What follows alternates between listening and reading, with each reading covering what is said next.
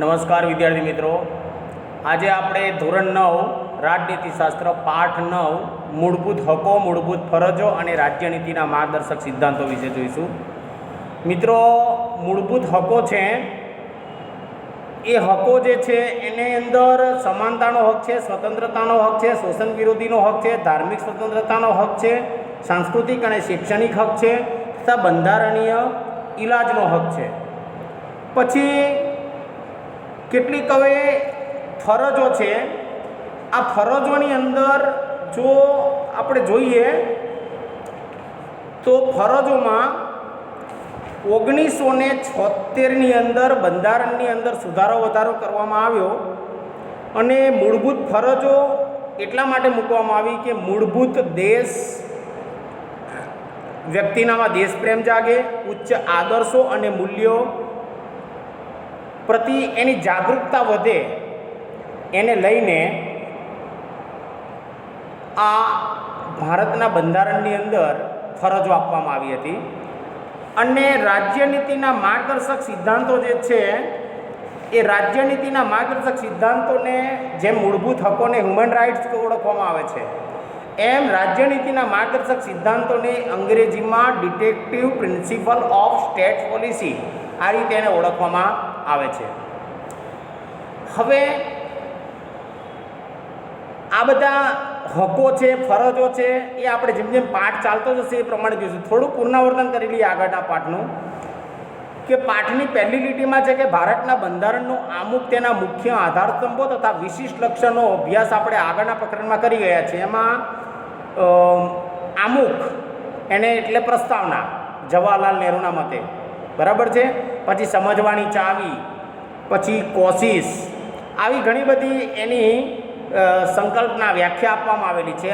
આધારસ્તંભોની અંદર છે તો જે આધારસ્તંભો છે એ આધારસ્તંભોની અંદર લોકશાહી છે, પછી સમાજવાદી છે અને બિન સાંપ્રદાયિક છે. અને એના જે મૂળભૂત લક્ષણો છે એ લક્ષણોની અંદર 14 લક્ષણોનો સમાવેશ થાય છે, જે 8મા પાઠની અંદર ચાલી ગયા છે. આગળનો વિડીયો યુટ્યુબ પર જોઈ લેવો મિત્રો. હવે આ જે વિશિષ્ટ લક્ષણો છે એને મૂળભૂત હકો જે છે, મૂળભૂત ફરજો છે અને રાજ્યનીતિના માત્ર સિદ્ધાંતો એ આ પાઠની અંદર જાણવાની છે. થોડીક વાત કરી લઉં કે આ મૂળભૂત હકો અને મૂળભૂત ફરજો, રાજ્યનીતિના માત્ર સિદ્ધાંતોનો ઉદ્ભવ એ બ્રિટનની અંદર આવેલી રાજાશાહી પદ્ધતિ પ્રમાણે અલગ અલગ કાયદો ઘડવો એ પ્રમાણે એની અંદરથી કરવામાં આવ્યો હતો.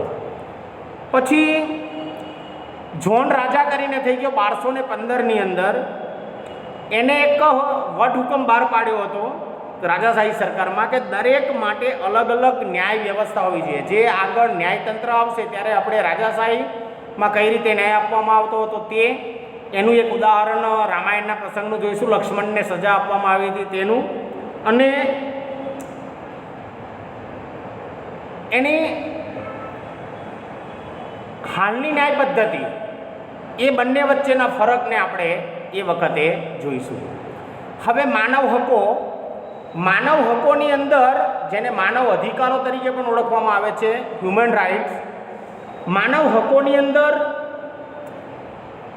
મૂળભૂત હકો એટલે નાગરિકનો સર્વતોમુખી વિકાસ સાધવામાં મદદરૂપ થાય અને એની સામાજિક પરિસ્થિતિઓનું નિર્માણ થાય અને એની જન્મથી મૃત્યુ સુધી એ ચાલુ રહે એ અત્યંત આવશ્યક વસ્તુ છે. આ બધી વસ્તુઓ સામાન્ય રીતે વાપરી શકે એને સામાન્ય રીતે માનવ હકો તરીકે ઓળખવામાં આવે છે. આ માનવ હકો છે એ માનવ હકોમાં લોકશાહી દેશની અંદર નાગરિકને કેટલાક પાયાના હકો આપવામાં આવે છે. લોકશાહી સંકલ્પના આગળના પાઠમાં આપણે ભણી ગયા, છતાં પણ એકવાર આપણે યાદ કરી લઈએ. પૂછી શકાય છે 1-2 માર્ક્સમાં કે લોકશાહી કોને? તો અબ્રાહમ લિંકનના મત પ્રમાણે લોકોનું, લોકો દ્વારા, લોકો વડે ચાલતું શાસન, એને આપણે લોકશાહી તરીકે ઓળખીએ છીએ. અને આ લોકશાહીની અંદર બધી જ સત્તા એ લોકોના હાથમાં પણ હોય છે. હવે ભારતે આજે હકો, ફરજો અને રાજ્યનીતિના માર્ગદર્શક સિદ્ધાંતો બનાવ્યા છે એ મૂળભૂત અમેરિકાની પ્રેરણા લઈ અને એને આ હકો બનાવ્યા છે. હવે વ્યક્તિની અંદર જો એને જન્મની સાથે જ આ હકો આપવામાં આવેલા હોય છે અને એ આજીવન ચાલે એને મળવા જોઈએ કોઈ પણ, અને એ જો એનો અનાદર થાય તો એના માટે બંધારણની અંદર કાયદાકીય પીઠબળ પણ એને આપવામાં આવેલું છે. એટલે આ બધા જ હકો વ્યક્તિ કોઈ પણ પ્રકારના નાત જાતના ભેદભાવ વિના ભોગવી શકે છે. એ માટે હકોના રક્ષણની ખાતરી પણ બંધારણની અંદર આપવામાં આવેલી છે અને સમાજ અને રાષ્ટ્ર દ્વારા તેનો સ્વીકાર કરવામાં આવ્યો હોય છે. વ્યક્તિનો મનુષ્ય તરીકે જન્મ થતાની સાથે જ કેટલાક પાયાના હકોનો હકદાર પણ એ બને છે અને આ હકોને માનવ હકો કહેવામાં આવે છે. યુનાઇટેડ નેશન્સ ઓર્ગેનાઇઝેશન, એની સ્થાપના 24 ઓક્ટોબર 1945 દેશ સ્વતંત્ર થયા પહેલાં કરવામાં આવી હતી અને 51માં રાષ્ટ્ર તરીકે ભારતે એની અંદર સંમતિ પણ નોંધી દીધી હતી. આજે 213 જેટલા દેશોએ યુનોની અંદર ભાગ લઈ લીધો છે. તો યુનાઇટેડ નેશન્સે સંયુક્ત રાષ્ટ્રોની મહાસંઘ સભાએ યુનાઇટેડ નેશન્સ 10 ડિસેમ્બર 1948ના રોજ માનવ અધિકારો જાહેર કર્યા અને આ માનવ અધિકારો જાહેર કરતાં 10મી ડિસેમ્બરને માનવ હક દિન તરીકે પણ આપણે ઉજવીએ છીએ. હવે અહીંયા એક પ્રશ્ન વિકલ્પમાં અને ખાલી જગ્યામાં પૂછે કે 10મી ડિસેમ્બરને ખાલી જગ્યા દિન તરીકે ઉજવવામાં આવે છે તો માનવ હક દિન તરીકે ઉજવવામાં આવે છે. જેમ યોગ દિવસ આવે છે બધું એ રીતે આને પણ માનવ હક દિન તરીકે ઉજવીએ છીએ. માનવ હકોની વૈશ્વિક ઘોષણાને સ્વીકૃતિ આપી ત્યારબાદ માનવ હકો પૈકી કેટલીક અત્યંત અને મહત્ત્વના હકો જે આપવામાં આવેલા છે એનો ત્યાં સ્વીકાર કરવામાં આવ્યો અને તેના રક્ષણની ખાતરી પણ આપવામાં આવી અને આ રક્ષણની ખાતરી એ બંધારણ સભાએ બંધારણની અંદર ગૌરવભર્યું સ્થાન પ્રાપ્ત કર્યું છે. આમ હ્યુમન રાઇટ્સ માનવીય હકોને કાયદાકીય પીઠબળ મળતા બંધારણની અંદર સમાવ્યા. આ જે હકોને સમાવ્યા તેને મૂળભૂત હકો હ્યુમન રાઇટ્સ તરીકે ઓળખવામાં આવે છે. આ હકોની અંદર એક સમાનતાનો હક છે, બીજો સ્વતંત્રતાનો હક છે, ત્રીજો શોષણ વિરોધી હક છે, ચોથો ધાર્મિક સ્વતંત્રતાનો હક છે, ચોથો પાંચમો સાંસ્કૃતિક અને શૈક્ષણિક હક છે અને છઠ્ઠો છે બંધારણીય ઇલાજનો હક. આ બધા જ હકોની અંદર સૌથી અગત્યનો અને મહત્ત્વનો જો કોઈ હક હોય તો તે બંધારણીય ઇલાજનો હક છે. આ માનવ હકો એ મનુષ્યનું મનુષ્ય તરીકેનું ગૌરવ જાળવી રાખવાના હેતુથી એને ઘોષિત કરવામાં આવેલા છે. મનુષ્યનું અસ્તિત્વ ટકાવી રાખવા માટે તેની ન્યૂનતમ જરૂરિયાતો એટલે કે ઓછામાં ઓછી જરૂરિયાત એને રોટી, કપડાં, મકાન, આરોગ્ય અને શિક્ષણ, જો આ 5 વસ્તુઓ એને યોગ્ય રીતે મળી રહે તો એ ગૌરવપૂર્વક અને સન્માનજનક સ્થિતિની અંદર સમાજની અંદર રહી શકે છે. આ ઉપરાંત રોટી, કપડાં, મકાન, શિક્ષણ અને આરોગ્ય સાથે એ પોતાનું સર્વતોમુખી નૈતિક વિકાસ પણ કરી શકે છે. તે જાતનું રાજકીય અને સામાજિક વાતાવરણ પણ એને મળી રહે એનો રાજ્યએ સ્વીકાર કરીને તેના રક્ષણની બાંયધરી પણ એની અંદર આપવામાં આવી છે અને આ રક્ષણ એ સરકાર દ્વારા બંધારણની અંદર નક્કી કરવામાં આવેલું છે. કાયદાનું પીઠબળ એને મળેલું છે. આમાં પાયાના મૂળભૂત માનવ અધિકારો એ લોકશાહી શાસન પ્રથાની પાયાની ઓળખ છે. એટલે અહીંયા એક કારણ પૂછી શકાય છે કે હક્કો અને ફરજો એક સિક્કાની 2 બાજુ છે, વિધાન સમજાવો. હવે મૂળભૂત હક્કો ફંડામેન્ટલ રાઇટ્સ, જેની અંદર સૌથી પહેલો છે એ સમાનતાનો હક છે. હવે રાષ્ટ્રની સ્થિરતા, આ રાષ્ટ્ર એક જ સ્થિર ગતિની અંદર પોતે પ્રગતિ કરી શકે પણ એની સ્થિરતા છે, એની અંદર રહેનારો વ્યક્તિ છે એ વ્યક્તિના રક્ષણ અર્થે એ વ્યક્તિનું રક્ષણ પણ થવું જોઈએ તથા કેટલાક સરમુખત્યારશાહી દેશો છે એની સામે રક્ષણ માટે મૂળભૂત હકો એ હોવા ખૂબ જ જરૂરી છે અને આ હકો છે એ નીચે મુજબ છે. એટલે બંધારણની અંદર કેટલા મૂળભૂત હકોનો સમાવેશ કરવામાં આવેલો છે એવો એક 2 માર્ક્સનો પ્રશ્ન પૂછી શકાય છે ટૂંકમાં ઉત્તર. તેમાં સમાનતાનો હક છે, સ્વતંત્રતાનો હક છે, શોષણ સામેનો હક છે, ધાર્મિક સ્વતંત્રતાનો હક છે, સાંસ્કૃતિક અને શૈક્ષણિક હક છે અને બંધારણીય ઇલાજનો હક છે. હવે સૌથી પ્રથમ છે એ સમાનતાનો હક છે. સમાનતાના હકની અંદર મિત્રો સૌ પ્રથમ છે કાયદાની સમાનતા. તો કાયદા સમક્ષ દરેક વ્યક્તિને એક સરખો ન્યાય મળી રહેવો જોઈએ. કાયદાનું સમાન રક્ષણ દરેકને મળવું જોઈએ. આ બે ખ્યાલોનો સમાવેશ એ કાયદાની સમાનતાની અંદર કરવામાં આવેલો છે. કાયદા સમક્ષ સમાનતામાં કોઈ પણ વ્યક્તિ કે વર્ગની તરફેણની અંદર ન્યાય કે વિશેષ અધિકારોનો અભાવ આપવામાં આવતો નથી અને બંધારણમાં એના માટે યોગ્ય જોગવાઈઓ પણ 36 થી 51 અનુચ્છેદની અંદર આપવામાં આવેલી છે. એ તમે યુપીએસસીની એક્ઝામ આપશો પરીક્ષા, એની અંદર આ બધી વસ્તુઓ આપવામાં આવેલી છે. એક સરખી પરિસ્થિતિની અંદર મુકાયેલા વ્યક્તિઓએ એક સરખો કાયદો લાગુ પાડી શકાતો નથી, પરંતુ તેની સાથે કાયદાનો વ્યવહાર એક સરખો રહેશે. દરેકને કોઈ ગુનો કરે એના માટે એ પ્રમાણે કાયદો, જે ગુનો નથી કરતો એને માટે એ રીતે એક સરખો વ્યવહાર દરેકના માટે રહેશે. વડાપ્રધાનથી માંડીને પટાવાળા સુધીની કક્ષાવાળી વ્યક્તિએ વડાપ્રધાને જો કોઈ ગુનો કર્યો હોય કે પટાવાળાએ જો કોઈ ગુનો કર્યો હોય તો એને જે સજા યોગ્ય હોય એ જવાબદાર સજા એને કરવામાં આવશે અને સામાન્ય અદાલતના ચુકાદાને આધીન રહેશે. એટલે કે જે અદાલતમાં એને પડકારવામાં આવશે ન્યાય માટે, એ ચુકાદો જે અદાલત આપશે એને અધીન એ બંને વ્યક્તિઓએ રહેવું પડશે. જો કે આ સમાનતાના હકની અંદર વિશેષ અધિકારો રાષ્ટ્રપ્રમુખ અને રાજ્યને, દેશમાં રાષ્ટ્રપ્રમુખને અને રાજ્યમાં રાજ્યપાલને આપવામાં આવેલા છે. કાયદાના સમાન રક્ષણનો અર્થ એ થાય છે કે સમાન સંજોગોમાં કાયદાનો વ્યવહાર સમાન જ હોવો જોઈએ. જો કોઈ પણ કાયદો હોય અને સમાન રીતે આપવાનો હોય તો એનો વ્યવહાર પણ સમાન રીતે થવો જોઈએ.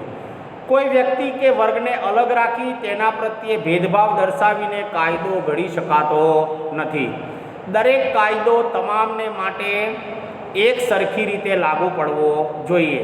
પછી આમાં શું થાય કે કોઈની પહોંચ હોય, લાગવગ હોય તો એ એટલા માટે તો આપણા ન્યાયતંત્રની અંદર બંધારણમાં ન્યાયતંત્રને કારોબારીથી અલગ રાખવામાં આવેલું છે અને એને વિશેષ સત્તાઓ પણ આપવામાં આવેલી છે. પછી દરેક નાગરિકને સરખો જ લાગુ પડવો જોઈએ. દાખલા તરીકે કોઈ નાગરિકની દુકાન હોય, કોઈ નાસ્તા ગૃહો હોય, કોઈ હોટેલો હોય, જાહેર મનોરંજનના સાધનો હોય, ફિલ્મ ટોકીઝો, પછી કોઈ જાહેર બાગ બગીચાઓ હોય, કારણ કે એંગ્લો ઇન્ડિયન વ્યક્તિઓને જ આ બગીચાઓમાં અને જાહેર મિલકતોમાં જવાનો અધિકાર હતો, ભારતના કોઈ વ્યક્તિને હતો નહીં. એ પ્રાચીન કાળની અંદર આ વસ્તુઓ આવેલી છે અંગ્રેજ શાસનકાળ દરમિયાન.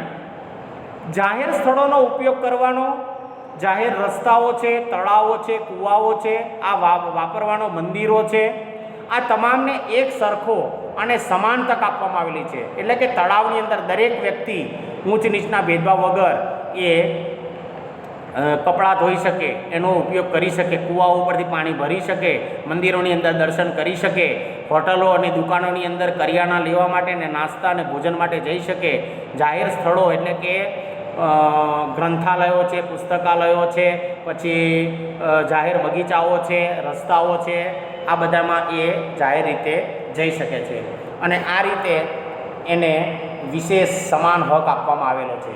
સ્ત્રીઓ અને બાળકો માટે ખાસ કાયદાકીય જોગવાઈઓ કરવામાં આવેલી છે અને એમાં લિંગના આધારે બાળકની ગુનાહિત પ્રવૃત્તિઓમાં કોઈ પણ પ્રકારનો ગુનો કર્યો હોય બાળકે, તો સ્ત્રીઓ અને બાળકોને ભેદભાવ એમાં ગણાતો નથી. આ જ પ્રમાણે સમાજની અંદર અનુસૂચિત જનજાતિઓ, અંતરિયાળ વિસ્તારોની અંદર જે ઓબીસી, અધર બેકવર્ડ ક્લાસ અને અનુસૂચિત જનજાતિઓ તેમજ સામાજિક અને શૈક્ષણિક રીતે પછાત અંતરિયાળ વિસ્તારોમાં આદિવાસી જાતિઓ માટે એની માટે ખૂબ ખાસ રાજ્યને ખાસ જોગવાઈઓ કરતાં કોઈ રોકી શકશે નહીં. અને આ બધી સત્તાઓ એ રાષ્ટ્રપતિ અને રાજ્યપાલને રાજ્યમાં આપવામાં આવેલી છે. સરકારી નોકરીઓની અંદર ઉચ્ચ અભ્યાસમાં પ્રવેશ મેળવવા માટે, સરકારી જાહેર નોકરી મેળવવા માટે અનામત બેઠકોની અલગ જોગવાઈઓ, ઇલેક્શનમાં, ચૂંટણીમાં પણ આ જોગવાઈઓ એ સમાનતાના હકનો ભંગ ગણાશે નહીં.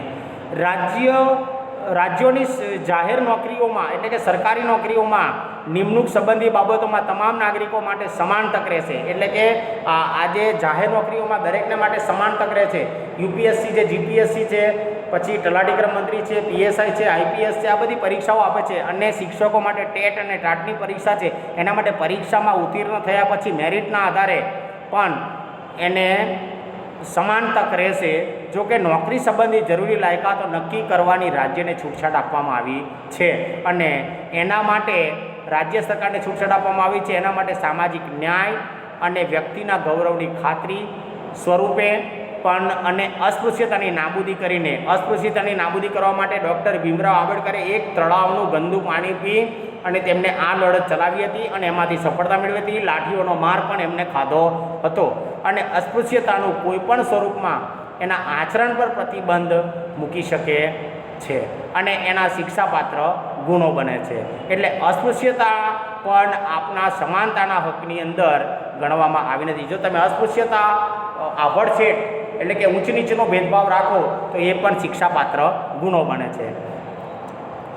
સમાજની અંદર કૃત્રિમ ભેદભાવો ઊભા કરવા ઇલકાબો અને ખિતાબો દૂર કરવામાં આવે છે. સમાજની અંદર કૃત્રિમ ભેદભાવો ઊભા કરવા માટે કેટલાકની નામની આગળ સર, દિવાનજી, રાવ બહાદુર જેવા કેટલાક વિશેષણો લાગતા હતા. જે સ્વતંત્રતા 15મી ઓગસ્ટ 1947 પછી સ્વતંત્ર થયા પછી દેશની અંદર એક સમાનતાની અંદર જોડાય એ માટે આવા બધા ભેદભાવો એને ઇલકાબો અને ખિતાબોને દૂર કરવામાં આવેલા છે. સ્વતંત્રતા પછી જુદા જુદા ક્ષેત્રોમાં તેના વિશિષ્ટ પ્રદાન અને સિદ્ધિઓ ધરાવતી વ્યક્તિઓને બિરદાવવા માટે સ્વતંત્રતા પછી કોઈ પણ વ્યક્તિએ લશ્કરની અંદર કે પછી કોઈ વૈજ્ઞાનિક ક્ષેત્રે સિદ્ધિ હાંસલ કરી હોય તો એવા વ્યક્તિઓને પદ્મભૂષણ, પદ્મવિભૂષણ, પદ્મશ્રી જેવા વિશિષ્ટાદર્શક એવોર્ડ આપવામાં આવે છે. જ્યારે લશ્કરી સેવાઓની અંદર કોઈએ દેશની સેવા કરતાં શહીદ થયો હોય તેને પરમવીર ચક્ર આપી અને લશ્કરી સેવાઓના નામની આગળ general, chief major, chief marshal, field marshal જેવા વિશેષણો પણ એની આગળ લગાડવામાં આવે છે અને તે સમાનતાના હકનો ભંગ ગણવામાં આવતો નથી, કારણ કે એ એની પ્રતિભા છે. એને કારણે આ હક થકી સમાનતાવાળા સમાજની સ્થાપનાનો ઉદ્દેશ છે અને ભારતમાં કાયદાનું શાસન છે તે સ્થાપિત થાય છે. અલગ પ્રકારના સમૂહો કે વર્ગો માટે તેમની અલગ વિશિષ્ટ સેવાઓના સંદર્ભમાં અલગ પ્રકારની કાયદાકીય જોગવાઈઓ પણ હોઈ શકે છે. એટલે અલગ પ્રકારનો સમૂહ હોય, વર્ગ હોય, એના માટે અલગ અલગ પ્રકારના કાયદાની જોગવાઈઓ પણ છે. દાખલા તરીકે વકીલો છે, ડૉક્ટરો છે, શિક્ષકો છે, વીમા કંપનીઓ છે, પછી સ્ત્રીઓ છે, સગીરો છે. આ માટે અલગ અલગ કાયદાઓ પણ સમાનતાના હકની અંદર સમાવવામાં આવેલા છે. અને સમાન કામ માટે દરેક જણ કાર્ય કરે છે, એક સરખું કાર્ય કરે છે તો દરેકને સમાન વેતન આર્થિક સિદ્ધાંત પર પણ આ અનુચ્છેદનો જ એક ભાગ છે અને આ બધી વસ્તુઓ 36 થી 51 અનુચ્છેદની અંદર આપવામાં આવેલી છે. હવે બીજો હક છે એ સ્વતંત્રતાનો હક છે. આ સ્વતંત્રતાનો હક છે એટલે તમે બધા જાણો છો મિત્રો કે સ્વતંત્રતાનો હક છે, સ્વાતંત્ર્યનો હક. એ સ્વાતંત્ર્યનો હક છે એટલે દરેક ભારતનો નાગરિક કેવો છે? સ્વતંત્ર છે.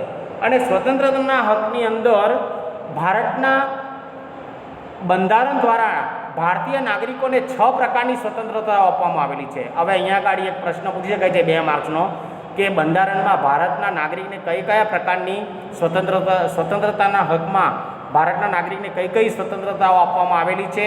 આ સ્વતંત્રતાઓ છે એમાં પહેલાં વાણી અને અભિવ્યક્તિની સ્વતંત્રતા. વાણી એટલે કે એને બોલવાનો અને એની અભિવ્યક્તિ કરી એને દર્શાવવાનો પણ એક વાણી અને અભિવ્યક્તિની સ્વતંત્રતા તરીકે આપવામાં આવેલો છે. બીજો છે એ શાંતિથી અને શસ્ત્રો વિના ભેગા થવાની અને સભા ભરવાની સ્વતંત્રતા.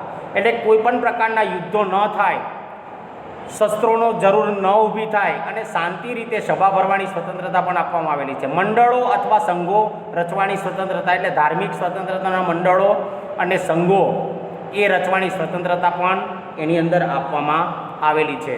ભારતના કોઈ પણ પ્રદેશની અંદર ગમે ત્યાં એ મુક્તપણે હરીફરી શકે એવી સ્વતંત્રતા પણ એને આપવામાં આવેલી છે. 2019 પહેલાં એટલે કે 2018ની સાલ સુધીમાં જમ્મુ કાશ્મીરમાં મુક્તપણે હરવા ફરવાની સ્વતંત્રતા આપવામાં આવતી હતી નહીં, પરંતુ મિત્રો 2019ની સાલની અંદર જે 370ની કલમ ઉઠાવી લેવામાં આવી પછી ભારતના કોઈ પણ નાગરિકને જમ્મુ કાશ્મીરમાં હરવા ફરવાની અને ધંધા રોજગારી મેળવવાની છૂટ આપવામાં આવેલી છે. અને ગમે ત્યાં વ્યવસાય કામકાજ વેપાર ધંધા અર્થે કરવાની સ્વતંત્રતા પણ ભારતના નાગરિકને આપવામાં આવેલી છે. ભારતીય નાગરિકોની અંદર વ્યક્તિત્વની અંદર એના વિચારો, વાણી અને વર્તન દ્વારા અભિવ્યક્ત કરવાની સ્વતંત્રતા બક્ષવામાં આવેલી છે. એટલે કે એના વિચારો દ્વારા, એની અભિવ્યક્તિ એટલે નાટકો દ્વારા એને કરવામાં આવેલી છે. લેખિત એટલે લખીને, અથવા તો મૌખિક એટલે કે બોલીને, કે આંગિક અભિનય એટલે અંગો દ્વારા અભિનય કરીને પણ એ વ્યક્ત કરી શકે છે. પરંતુ આ મુજબ અમર્યાદિત કે નિરંકુશ રીતે વર્તવાની કોઈ છૂટ નહીં, પરંતુ એ દેશની વિરોધમાં મર્યાદાઓ વટાવી જાય આગળ પડતી, તો પણ એને કોઈ પણ પ્રકારની છૂટ આપવામાં આવતી નથી. એના ઉપર કેટલાક નિયંત્રણો અને મર્યાદાઓ પણ બંધારણે મૂક્યા છે. જેવા કે ભારતનું સાર્વભૌમત્વ, બધી સત્તાઓ ભારતના નાગરિકોને આપવામાં આવેલી છે, પરંતુ એ કોઈ પણ રાજ્ય કે પ્રદેશને અખંડિત એટલે ખંડિત કરી શકે નહીં, રાજ્યની સલામતી પણ જાળવી શકે અને વિદેશી રાજ્યો સાથે મૈત્રીપૂર્ણ સંબંધો, જાહેર વ્યવસ્થા, જાહેર શાંતિ જાળવી શકે, સુલેહ અને સલામતી જાળવી શકે, નીતિમત્તા અને શિસ્તના હિતની અંદર જો એ અદાલતી તિરસ્કાર કરે અથવા તો એના ઉપર બદનક્ષી અથવા તો ગુનાની, હિંસાની, ઉશ્કેરણી જેવી બાબતો ધ્યાનમાં લઈને આ સ્વતંત્રતાઓના હકનો ઉપયોગ કરવા પર રાજ્ય કાયદા દ્વારા વ્યાજબી નિયંત્રણો મૂક્યા છે. એટલે આ બધી જ વસ્તુઓમાં એ કોઈપણ પ્રકારના અહિત કરી શકે નહીં. એ પછી રાજ્યનું હોય, દેશનું હોય કે દેશની અંદર સુલેહ શાંતિ હોય, તો એના ઉપર આ રીતે બંધારણની અંદર નિયંત્રણો મૂકવામાં આવેલા છે. આ બધી મર્યાદાઓ વ્યાજબી છે કે નહીં તે નક્કી કરવાની સત્તા એ ન્યાયતંત્રની છે અને ન્યાયતંત્ર જ આ બધી સત્તાઓ આપી શકે છે. અખબારી સ્વાતંત્ર્યમાં વિચારો એટલે કે વર્તમાનપત્રોની અંદર એના વિચારો અને અભિપ્રાયો થકી એને જાહેર હિતમાં એના સ્વાતંત્ર્યના હકની અંદર આગળ ધપાવવાનો હેતુ છે, પરંતુ આ સ્વાતંત્ર્યનો અલગ ઉલ્લેખ થયો નથી બંધારણમાં. એટલે અભિવ્યક્તિની સ્વતંત્રતામાં તેનો સમાવેશ થઈ જાય છે. એટલે કે જાહેર અખબારી સ્વાતંત્ર્યની અંદર અભિવ્યક્તિ દ્વારા અને આંગિક દ્વારા જે અભિવ્યક્તિ કરે છે એની અંદર આ અખબારી સ્વાતંત્ર્યનો પણ સમાવેશ કરવામાં આવેલો છે. તાજેતરની અંદર 2009ની અંદર થયેલા બંધારણમાં સુધારા, આગળના પાઠની અંદર બંધારણમાં ઘડતરની પ્રક્રિયામાં હું કહી ગયો હતો મિત્રો કે બંધારણની અંદર સુધારા વધારા કરવાની સત્તા અમુકમાં છે. તો તાજેતરની અંદર એટલે કે 2009ના વર્ષની અંદર બંધારણની અંદર સુધારો થયો હતો, જેનાથી 6 થી 14 વર્ષ સુધીની ઉંમરના તમામ બાળકોને મફત અને નિઃશુલ્ક અને ફરજિયાત પ્રાથમિક શિક્ષણ મેળવવાનો મૂળભૂત અધિકાર છે. અને આજે આરટી રાઇટ ટુ એજ્યુકેશન દ્વારા 6 થી 14 વર્ષના બાળકોને મફત અને ફરજિયાત શિક્ષણ આપવામાં આવે છે. તેમજ ગુનાના સમયે વ્યક્તિનું કૃત્ય ગુનો ન ગણતું હોય તો તેને સજા કરી શકે નહીં. જો વ્યક્તિ કોઈ પણ કાર્ય કરે ને એનાથી ગુનો થયો હોય અથવા તો ન થયો હોય તો પણ એને સજા કરી શકતું નથી. અને તેમજ સજાની નિર્ધારિત જોગવાઈથી વધુ સજા, એને કોઈ ગુનો કર્યો હોય તો એને જે સજા થવી જોઈએ એ થાય, પછી એ ગુનાને એકથી વધારે વખત એને સજા કરી શકવામાં આવતી નથી. કાયદા દ્વારા સ્થાપિત જોગવાઈ મુજબ કાયદો કર્યો હોય અને એના દ્વારા કોઈ પણ પ્રકારની જોગવાઈઓ કરી હોય તો એના વિશેષ અને અંગત સ્વાતંત્ર્યથી વંચિત પણ કરી શકાય નહીં. અને ધરપકડ કરાયેલ વ્યક્તિ હોય, જેની ધરપકડ કરી છે, ગુનાહિત પ્રવૃત્તિઓમાં સંડોવાયેલો હોય એને કોઈ પણ કારણોની શક્ય તેટલી ત્વરાથી, એને કેટલાક કારણો છે એને ઝડપથી, ત્વરા એટલે ઝડપથી જાણ કરી લેવી અને જાણ કર્યા સિવાય એને કસ્ટડીમાં એટલે કે પોલીસ લોકઅપમાં રાખી પણ શકાતો નથી. અને તેના પસંદગીના ધારાશાસ્ત્રી અથવા તો વકીલ, લોયર એની સલાહ લેવાનો અને એને બચાવ કરવાના તેના અધિકારનો ઇનકાર પણ કોઈ કરી શકતું નથી. તેમજ તેની ધરપકડના કરાયેલા અને કસ્ટડીમાં રખાયેલ દરેક વ્યક્તિને તેની ધરપકડ કર્યાના 24 કલાકની અંદર મેજિસ્ટ્રેટ એટલે કે મામલતદાર કોર્ટની અંદર, દિવાની કોર્ટની અંદર એને મેજિસ્ટ્રેટ સમક્ષ રજૂ કરવામાં આવે છે. અને મેજિસ્ટ્રેટની પરવાનગી વિના કોઈપણ વ્યક્તિને કસ્ટડીની અંદર પણ એટલે કે પોલીસ લોકઅપમાં પણ રાખી શકાતો નથી કે સજા પણ એને એ સમય દરમિયાન કરી શકાતી નથી. કોઈપણ વ્યક્તિની પ્રતિબંધિત અટકાયત દ્વારા હેઠળ જે વ્યક્તિની ધરપકડ કરાયેલ હોય એ વ્યક્તિને ઉપયુક્ત બાબતો લાગુ પડાય છે નહીં. કોઈ પણ વ્યક્તિની ધરપકડ કરી હોય ગુનાહિત પ્રવૃત્તિઓમાં અથવા તો પ્રતિબંધિત અટકાયત, એમને એ કોઈ લાગુ પાડી છે, એ કોઈ પણ ફરજો લાગુ પાડી શકવામાં આવતી નથી. અને એને નિવારણ અટકાયત, પ્રતિબંધિત અટકાયત એ રાજ્યને એમ લાગે કે કોઈ વ્યક્તિ જો ગુનાહિત કૃત્ય એ રાજ્યમાં કે દેશમાં થવાની સંભાવના છે તો તેવા સાવચેતીના પગલાં રૂપે એને પકડી અને એની અટકાયત કરવામાં આવે છે, ધરપકડ કરી. અને આ ધારાનો હેતુ અટકાયતીને તેને કૃત્ય કર્યા બદલ, જો એને આ કૃત્ય કર્યું હોય, ત્રાસવાદી પ્રવૃત્તિઓ કરી હોય તો તેને શિક્ષા કરવાનો હેતુ નથી. પરંતુ રાજ્ય સમાજ તેને કોઈ પણ વ્યક્તિ વિરુદ્ધ ગુનાહિત કૃત્ય કરે, રાજ્ય અને સમાજ વિરુદ્ધ કોઈ વ્યક્તિ ગુનાહિત કૃત્ય કરે તો તેને અટકાવવાનો છે. એટલા માટે એની ધરપકડ કરવામાં આવે છે અને સજા કરવામાં આવતી નથી. આ કાયદા હેઠળ અટકાયતીને 3 માસ કરતાં વધુ સમય માટે અટકાયતમાં રાખવાની સત્તા મળતી છે. 3 માસ સુધી એને અટકાયત રાખવામાં આવતી નથી આવા કૃત્યો અનુસાર. એટલા માટે એને 3 મહિના પહેલાં વડી અદાલતના ન્યાયાધીશો કે સલાહકારો જે છે એ બોર્ડના અભિપ્રાયના આધારે અટકાયત અને હુકમ રદ કરી શકાય છે. અને કેટલીક અટકાયતો ચાલુ રાખવી એ નિર્ણય રાજ્ય સરકાર કરે છે. એટલે કે વડી અદાલતના ન્યાયાધીશો આ નિર્ણય હુકમ આપે છે અને એ હુકમનો દરેકે પાલન પણ કરવું પડે છે. નમસ્કાર, બીજું આગળના લેક્ચરમાં જોઈશું મિત્રો.